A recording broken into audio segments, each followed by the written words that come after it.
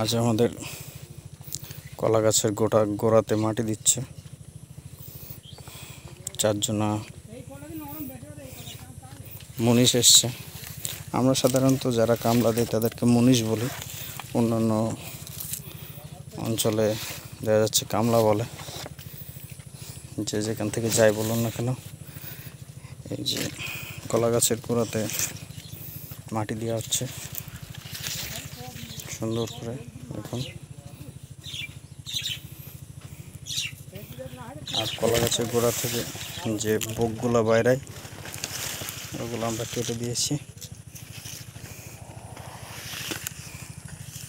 প্রতিটা গাছের গোড়ায় এইভাবে মাটি দিয়ে যাচ্ছে।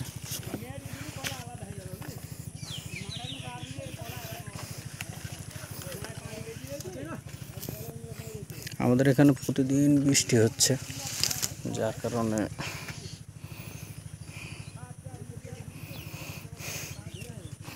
কলার গোড়ায় মাটি দেওয়া সম্ভব হচ্ছে না। আজ একটু 2 দিন ধরে একটু শুকনো আছে।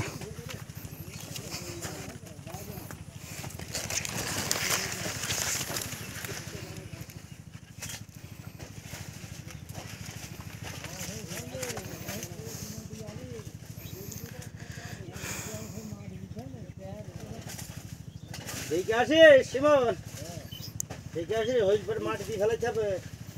আবার কবে দিবে?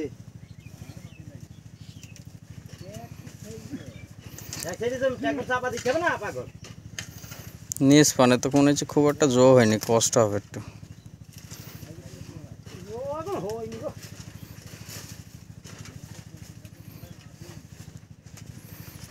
না হ্যাঁ আজ আবার জোর করে হইলে আর বুঝতে পারবে না।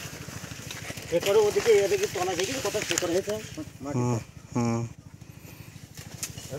কাটা পড়ছে এখন তো এটাকে দেখো, এটাও পড়ে হয়ে গেছে। এটা চাপ হলো ওর উপরে আজ দিলেও ভালো। এই ভালো জয়ী হয়ে গেছে। এই জয়ী দিতে হবে এখনকার সময়, আষাঢ় মাসের সময়। হ্যাঁ পানি না হইলে ভালো, না হইলে খারাপ হয়ে গেল, হইলে ভালো।